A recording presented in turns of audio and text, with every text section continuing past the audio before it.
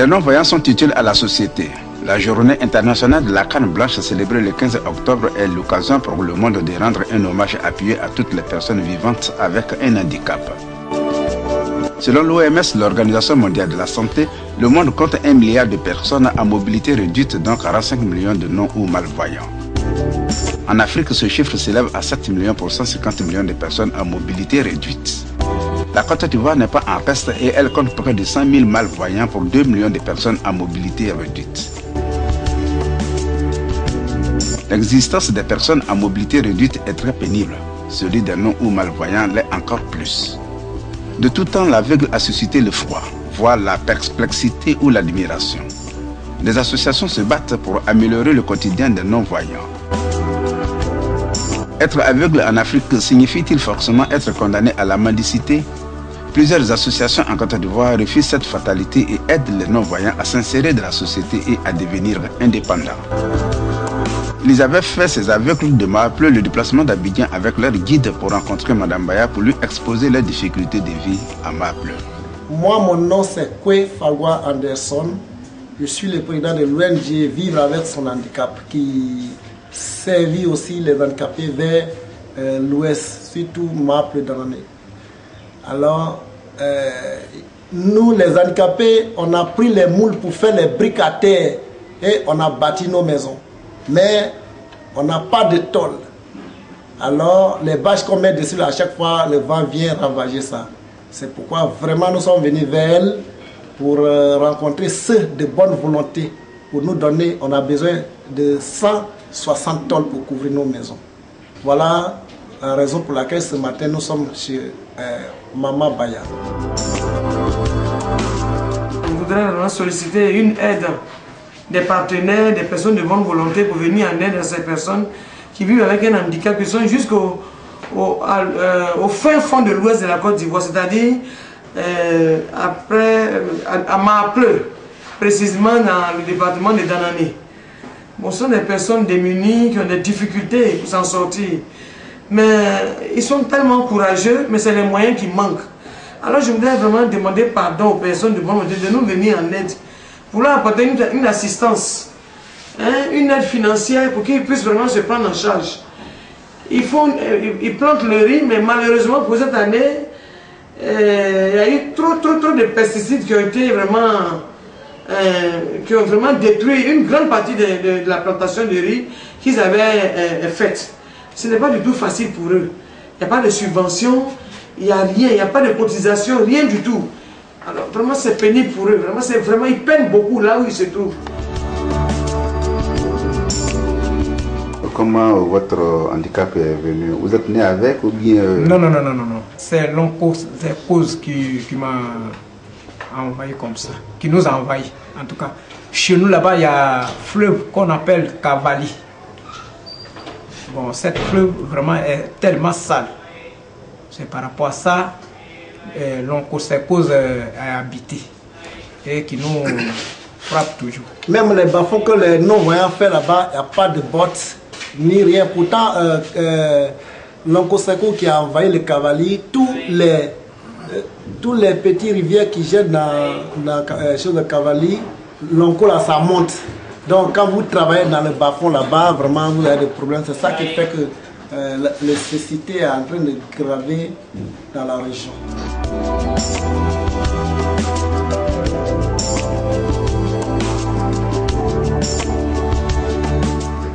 Dans le département de Dani, nous sommes beaucoup, même dans la région de Man. Mais comme nous, qui sommes à Mahapleu, on s'est regroupés et puis on a essayé de créer une ONG de personnes handicapées. C'est ça, nous sommes un peu reconnus, qu'on est en train de recenser même les handicapés. Jusqu'à on a 230 maintenant handicapés. C'est Mme Baya seulement qui pense à nous, qui nous donne des habits, qui nous donne du savon, le seau, de temps en temps. Sinon, si elle ne donne pas, allez, nous sommes restés comme ça. Même nos cadres ne nous aident pas. Comment est-ce que vous allez orienter cette nouvelle demande? C'est pénible, vous avez entendu tout ce qu'il a dit. Ici en Côte d'Ivoire, la personne handicapée est marginalisée. Et c'est une erreur que les gens font. Parce qu'on se demande, Ces personnes-là qui ont perdu la vue, qui ont perdu un membre, qui sont handicapés, si on ne leur vient pas en aide, qui va leur apporter assistance?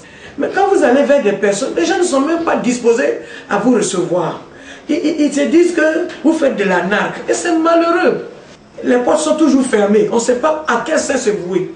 Quand vous allez défendre la cause d'un handicapé, quand vous avez tel nombre d'handicapés que vous voulez aider, vous voulez des aides, les gens ne prennent pas ça en considération. Ils s'amusent. Ils se disent que oh, vous n'avez pas de temps, vous n'allez rien faire. Et moi, c'est ce qui me désole le plus. On prend nos courages à deux mains et puis on va se lancer vers des personnes de bonne volonté, faire le porte-à-porte, ou bien même aller vers des ministères ou des ambassades pour qu'ils nous viennent en aide. Sinon, ce n'est pas du tout facile pour nous. Madame Baya a saisi le comité d'entreprise de Dassault Aviation à qui elle a soumis les doléances des aveugles de Maaple. Le comité avait quasi clôturé l'ensemble de ses actions dans le monde. Mais le comité a été touché de la situation des aveugles et a validé la demande de l'ONG La Chaîne d'Amour et de l'Espoir conduite par Madame Baya Marie Assomption.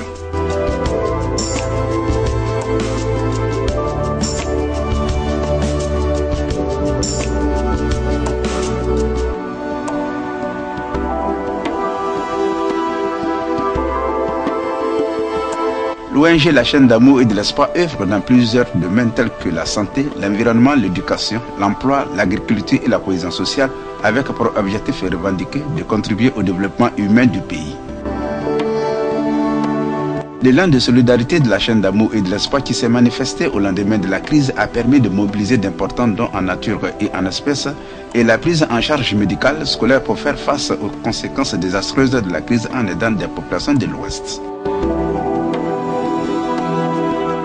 Lors de la crise post-électorale, l'ONG La Chaîne d'Amour et de l'Espoir s'était chargée de coordonner les actions humanitaires et d'apporter une assistance matérielle et psychologique aux victimes dans tout l'ouest du pays. L'ONG La Chaîne d'Amour et de l'Espoir vient de bénéficier du comité d'entreprise de Dassault Aviation d'importants lots de matériel agricole d'étoiles destinés aux populations aveugles de Maaple dans le département de Dananè.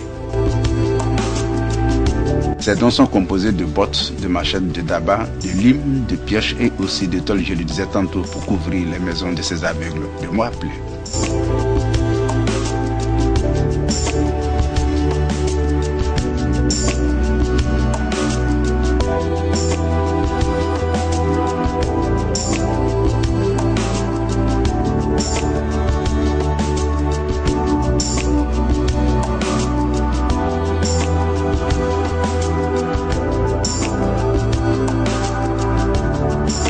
La route précède le développement. La route favorise le développement rapide d'une ville, car par son ouverture sur les autres, toutes sortes d'échanges deviennent dès lors possibles. Distant de plus de 700 km d'Abidjan, la route qui mène à Maaple dans le département de Dananè est aisée à pratiquer malgré quelques parties dégradées à partir de Tiasalé. L'angoisse redoutée en empruntant les routes ivoiriennes bitumées ou pas reste le phénomène de coupure de route. Coupeur de route est le nom donné en Afrique noire aux bandits de grand chemin.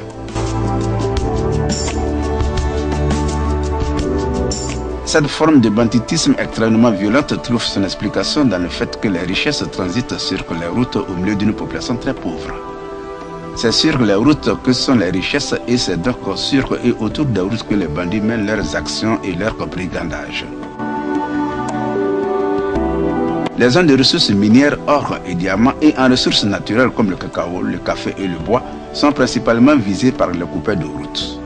À partir déjà de Tiasalé jusqu'à l'extrême ouest du pays, cette longue distance s'avère le plus souvent dangereuse du fait du phénomène des coupeurs de route.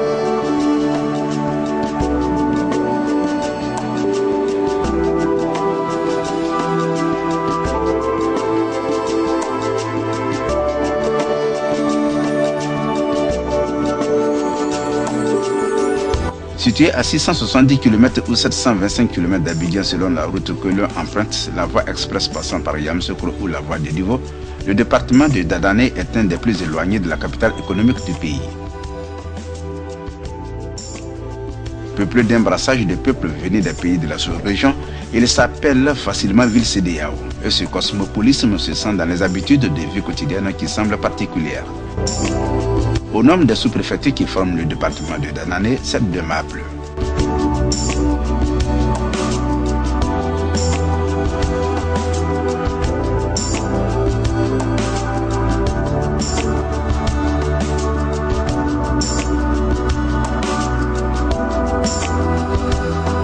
Maple est une localité située à l'ouest de la Côte d'Ivoire et appartenant au département de Dadané dans la région des 18 montagnes. La localité de Maple est une commune.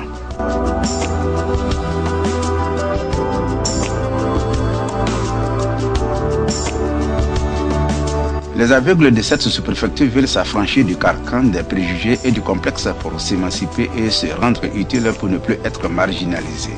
D'où la naissance de leur association dénommée Vivre avec son handicap. Ces aveugles autrefois voyants cherchent à se réinventer en apprenant à vivre sans leur vue et se battre pour s'insérer socialement.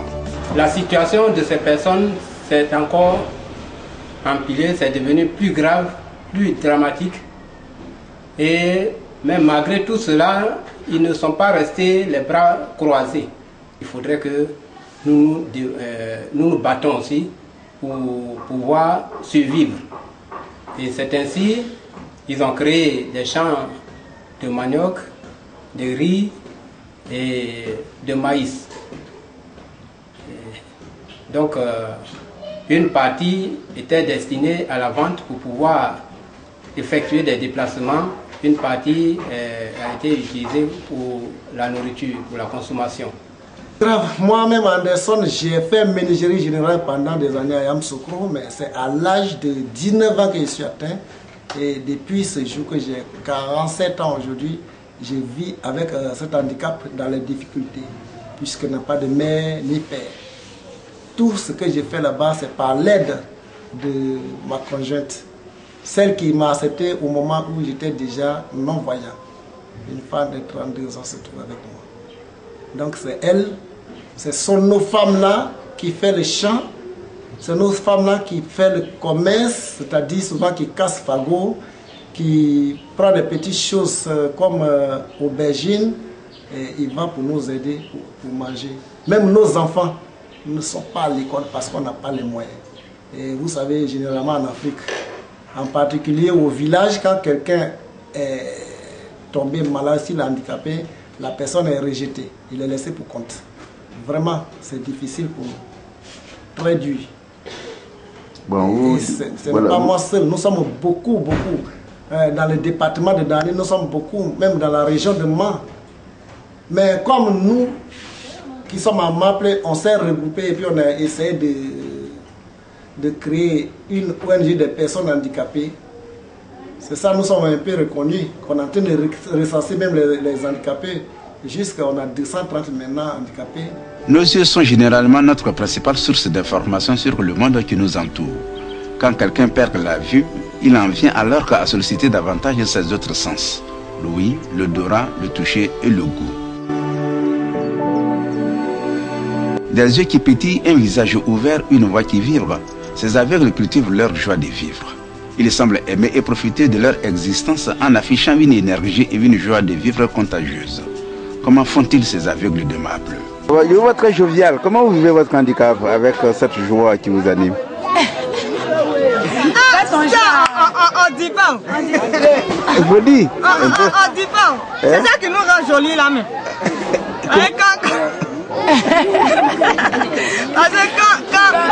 Quand tu mets trop handicap dans ta tête là, ça te rend handicapé 2 fois. C'est ça. Mais quand tu es jolie, tu es contente, et puis tu sais prendre ton handicap là. Voilà. Là, tu vis bien, malgré que tu es handicapé. C'est ça. Vous n'avez pas de complexe? En tout cas, complexe, il y en a souvent. Souvent.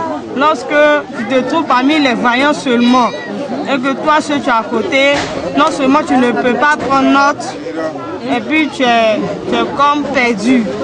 Vraiment, ce côté-là, c'est difficile. Mais une fois que tu chasses cela de ton esprit, la vie continue. C'est ça.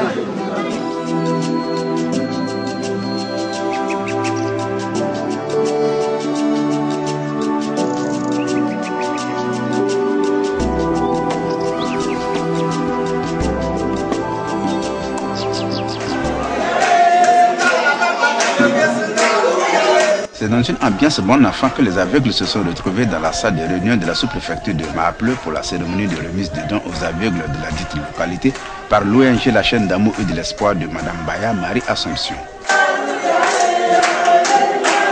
Ces aveugles laissent éclater leur joie dans une discipline exemplaire. Des chants à l'honneur du Seigneur ont été entonnés avec exécution des danses dont seuls les yeux pour les voyants et les oreilles pour les aveugles pouvaient être témoins.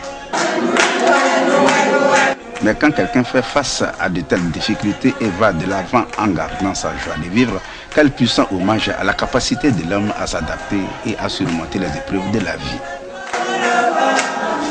Souvent, les personnes qui perdent partiellement ou complètement la vie refusent d'accepter leurs conditions et ressentent de la peine et de la peur. Toutefois, beaucoup d'aveugles réussissent très bien à surmonter leur handicap et à mener une vie épanouie. La joie, telle la couleur pour un aveugle, est une émotion et un affect tellement fondamental qu'il est à peu près impossible à définir. Pour Descartes, la joie est une agréable émotion de l'âme. La joie dans ces conditions serait donc un plaisir de l'âme. Mais encore.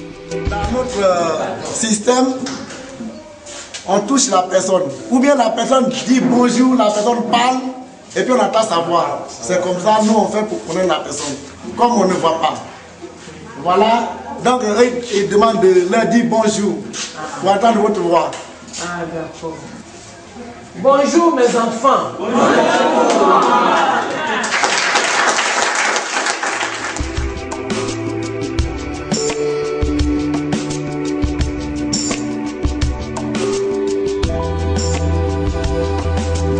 L'esplanade de la sous-préfecture de Maples a servi de cadre pour la remise des dons de vivres et de non-vivres aux aveugles. Une seule tente a suffi pour contenir les membres de l'association Vivre avec son handicap qui fait part de la Fédération des associations des aveugles qui compte plus de 250 membres répartis dans des villages de la sous-préfecture de Maples. Aujourd'hui, l'objectif de l'association Vivre avec son handicap est de promouvoir les échanges entre non-voyants dans le Tonpi. Pour arriver à la cérémonie, la plupart des aveugles ont été conduits soit par leurs épouses, soit par leurs enfants. Bâton à la main, ces aveugles sont ainsi tirés vers la destination qui les a fait quitter leurs ténèbres pour recevoir un peu de lumière en cette fin de matinée du 8 janvier 2016.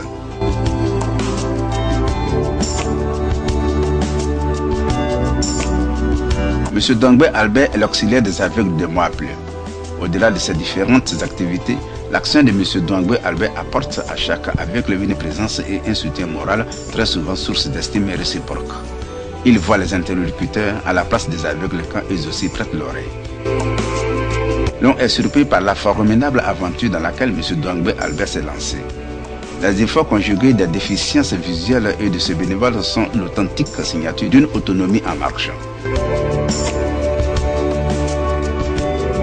Que vous soyez déficient visuel ou voyant, emboîtez le pas de la solidarité en faveur d'une meilleure insertion sociale des personnes handicapées.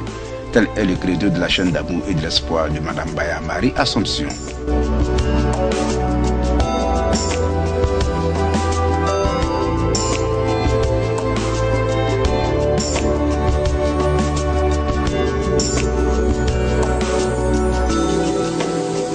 M. Gueux Patrice, fils du village, fonctionnaire et chef du village de Maples, a fait le déplacement pour la circonstance. Il est le parrain de cette cérémonie de remise des dons. Il est accueilli par les aveugles avec du soleil dans leur foi. Il va passer en revue ses parents frappés de cécité depuis plusieurs années. Des personnes qui avaient la vue claire qui s'est sombrée dans le noir suite à l'onchocercose qui sévit dans cette région du Tonpi à partir du fleuve Kabali.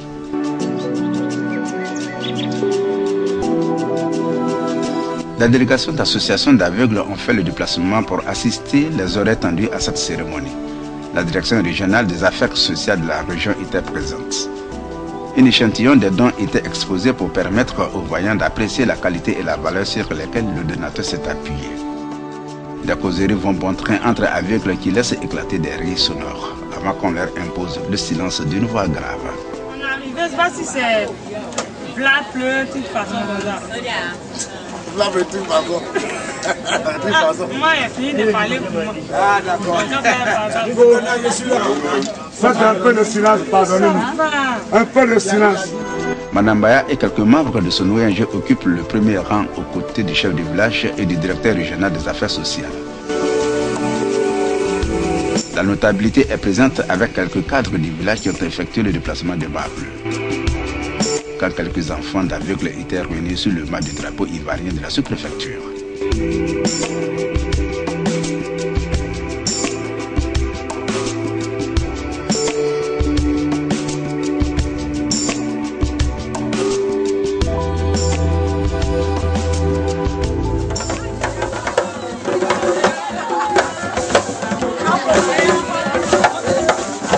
musique ivoirienne comporte plusieurs courants, les précurseurs, les moins traditionnalistes et les courants modernes.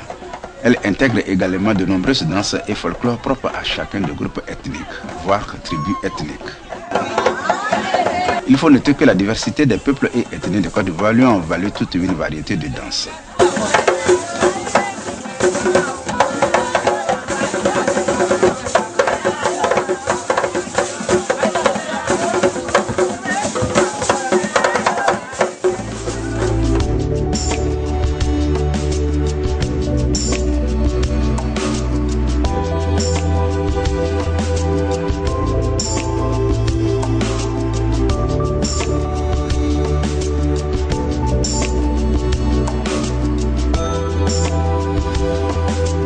Au nom de